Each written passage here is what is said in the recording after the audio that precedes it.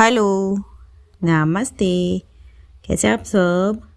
आज की कहानी है गृहिणी। Episode first. तुमको पैसों की क्या ज़रूरत है? बस एक सवाल। और रीना के दिल में सालों से दबा दर्द बाहर आने लगा।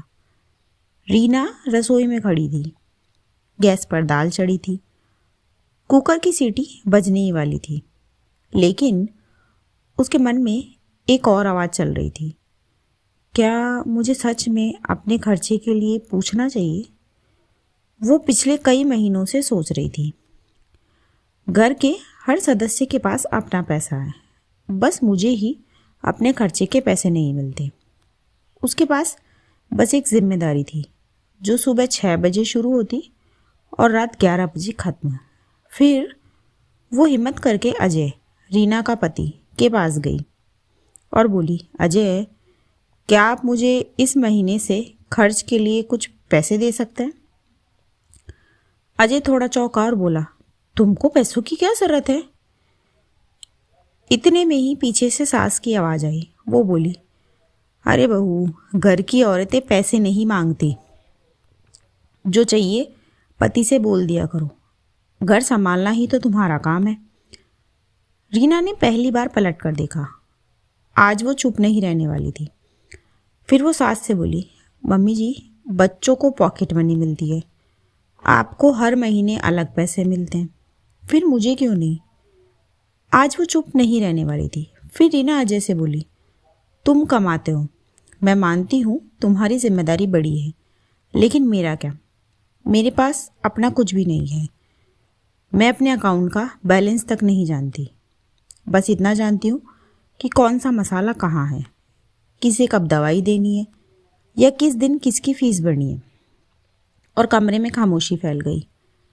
अब रीना की आवाज़ हल्की काँप गई और वो बोली, मुझे लाखों नहीं चाहिए अजय, बस इतना चाहिए कि मेरे पास भी अपना कुछ हो, ताकि जब मुझे अपने लिए कुछ खरीदना हो तो मैं खुद कर सकूं। मैं भी महसूस कर सकूं कि मेरी मेहनत की कोई कीमत है। अजय ने कुछ नहीं कहा, कोई जवाब नहीं दिया और ऑफिस चला गया। रीना दरवाजे के पास खड़ी रही। उसे समझ नहीं आया कि उसने ज़्यादा मांग लिया था। पूरा दिन दोनों पति पत्नी सोच में ही रहे। फिर शाम को दरवाज़ा खुला। अजय चुपचाप अंदर आया और उसने रीना के हाथ में एक लिफाफा रखा और बोला, ये तुम्हारे लिए, हर महीने आएगा, तुम्हारा हक। तब रीना ने धीरे से पूछा, ये क्या है?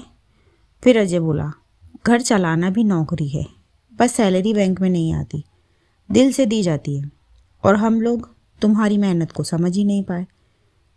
अब रीना की आंखें भर आई, क्योंकि आज उसे पैसे से ज़्यादा सम्मान मिला था। दोस्तों, मेहनत दिखाई नहीं देती, लेकिन यही घर को चलाती है। घर में काम करना आसान नहीं होता। इनविजिबल वर्क भी काम होता है, और हर काम को सम्मान मिलना चाहिए। इसी के साथ कहानी यहीं ख़त्म होती है। अगर आप भी केवल घर संभालती है तो ये कहानी आपके नाम। धन्यवाद दोस्तों पूरी कहानी सुनने के लिए। अगर कहानी अच्छी लगी हो तो लाइक, कमेंट और शेयर करना ना भूलें। और हाँ, रोज़ाना ऐसी ही नई नई कहानियाँ सुनने के लिए मेरे चैनल को अभी सब्सक्राइब कर लें। मैं मिलती हूँ आपसे अगली कहानी में। तब तक अपना और अपने परिवार का रखिए ध्यान। Thank you so much दोस्तों. Thanks for watching. Do like, share and subscribe.